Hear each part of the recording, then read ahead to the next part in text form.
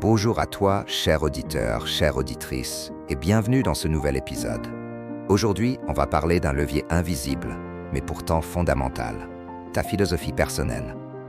Oui, ce que tu crois, ce que tu penses, ce que tu choisis de nourrir dans ton esprit. Et on va partir d'une citation percutante de Jim Rohn, l'un des grands maîtres du développement personnel. Vos revenus sont directement liés à votre philosophie, non à l'économie. Alors, accroche-toi, parce que ce que tu vas entendre aujourd'hui peut changer ta trajectoire. Ce n'est pas l'économie qui te limite, c'est ton système de pensée. Tu vois, dans un monde qui scrute les marchés, les taux d'intérêt et les crises, cette pensée de Jim Rohn vient comme une claque bienveillante. Il nous dit clairement, ce n'est pas la conjoncture qui décide de ta richesse, c'est ta vision du monde, ta philosophie, ton rapport à l'effort et à l'argent. Et c'est vrai, il y a des gens qui prospèrent en temps de crise et d'autres qui s'effondrent en pleine période d'abondance. Pourquoi? Parce que c'est pas l'économie qui fait la différence, c'est l'interprétation qu'on en fait. C'est pas le décor qui fait l'acteur, c'est le rôle que tu choisis de jouer dans ce décor.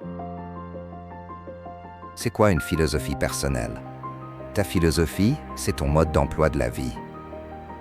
C'est ce que tu crois sur toi, sur le monde, sur ce que tu mérites, sur ce que tu peux créer. C'est ta manière de réagir quand tu perds. C'est ta discipline au quotidien. C'est ta capacité à investir en toi même quand ce n'est pas confortable. Tu veux savoir si ta philosophie est alignée avec la réussite. Pose-toi une question simple. Est-ce que je fuis l'inconfort ou est-ce que je l'utilise comme tremplin? Parce que c'est ton interprétation intérieure qui crée ta réalité extérieure. L'économie est une excuse, ta philosophie une solution. Quand tu crois que ton avenir dépend de l'économie, tu deviens spectateur. Mais quand tu comprends que ta philosophie détermine tes revenus, tu deviens acteur. Imagine deux personnes dans le même contexte économique. L'une se replie, panique, attend que ça passe. L'autre innove, apprend, s'adapte, avance.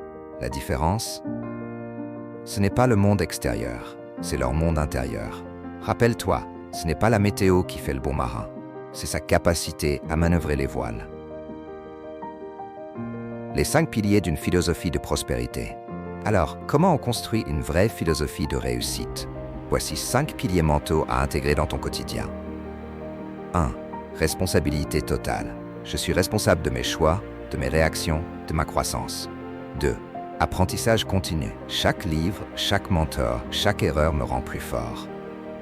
3. Action orientée résultat. Je n'attends pas le moment parfait, je crée des mouvements concrets. Patience stratégique. Je sais que les grands résultats prennent du temps, je sème avec foi. 5. Gratitude et vision positive. Je valorise ce que j'ai tout en cultivant ce que je veux devenir.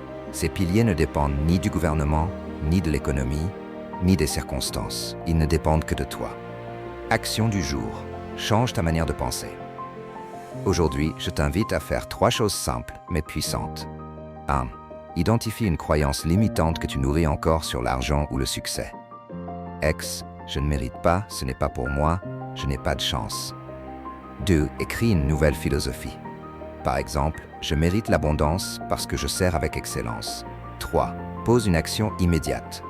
Apprends, propose un service, crée, contacte un client, investis, ne reste pas dans la théorie, passe à l'acte.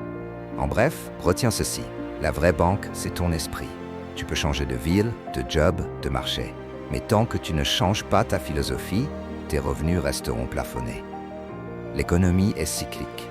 Mais une philosophie forte, une discipline mentale claire, une foi en toi, ça, c'est transsaisonnier. Alors je te laisse avec cette question, quelle philosophie décides-tu d'adopter dès aujourd'hui? Merci pour ton écoute. Si cet épisode t'a parlé, partage-le. Et surtout, n'oublie jamais, le monde extérieur est le reflet de ton monde intérieur.